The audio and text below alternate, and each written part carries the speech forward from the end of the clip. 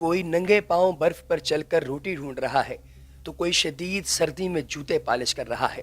افغانی بچوں کی ویڈیوز نے پورے پاکستان کے لوگوں کے دل پگھلا دیے۔ غربت کی وجہ سے ہر دوسرا فرد پریشان ہے دوستو۔ سردی کے موسم میں تو زیادہ پریشانی کا سامنا کرنا پڑتا ہے، جب سر ڈھانپنے کے لیے چھت اور سردی سے بچنے کے لیے گرم کپڑے چاہیے ہوتے ہیں، پیٹ کی بھوک مٹانے کے لیے کھانا، اور یہ تمام چیزیں جب میسر نہ ہو تو زندگی یکسر تبدیل ہو جاتی ہے۔ افغانستان میں غربت کی شرح زیادہ ہے۔ ایسے میں افغانی بچوں کی بے بسی کی ویڈیوز اور تصاویر دیکھ کر اندازہ ہوتا ہے کہ در حقیقت مجبور اور بے بس تو وہ ہیں، لیکن پھر بھی چہرے پر مسکراہٹ نہیں جاتی۔ یوں لگتا ہے جیسے زندگی گزارنے کا گویا انہیں فن سا آ گیا ہے۔ دوستو، ٹویٹر پر افغانی بچے کی تصویر بہت زیادہ شیئر کی گئی، جس میں دیکھا جا سکتا ہے کہ بچہ شدید ٹھنڈ میں بھی سڑک پر بیٹھا سو رہا ہے اور وہ پیشے کے اعتبار سے جوتے پالش کرتا ہے۔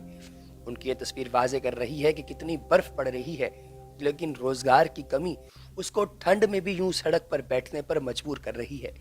دوسری جانب نجی ٹیلی ویژن چینل نے ایک افغانی بچے کی ویڈیو نشر کی، جس میں دیکھا جا سکتا ہے کہ بچہ ننگے پاؤں برف پر چل رہا ہے اور کچرے میں سے روٹیاں الگ کر رہا ہے تاکہ وہ اور اس کے گھر والے کھا سکیں، لیکن اس کی ایک شخص نے مدد کی۔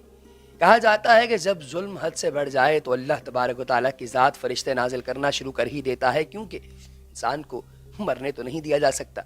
اسی طریقے سے اللہ تبارک و تعالیٰ کی ذات نے کچھ لوگوں کو پیدا فرمایا ہے جو کہ اس طرح کے معاملات کے اندر خدائے بزرگ و برتر کی خلق کی امداد کرتے ہیں، اور ایسے ہی ایک شخص نے اللہ تبارک و تعالیٰ کی ذات پر ایمان رکھتے ہوئے ان بچوں کی کفالت کا ذمہ اٹھایا۔ لیکن پیارے دوستو، بات یہ ہے کہ سرکار کو کچھ ایسے سالڈ اقدامات خود کرنے چاہیے، لوگوں پر نہیں چھوڑنا چاہیے۔ یہ سرکار کی ذمہ داری ہے جو سرکار پوری نہیں کر رہی۔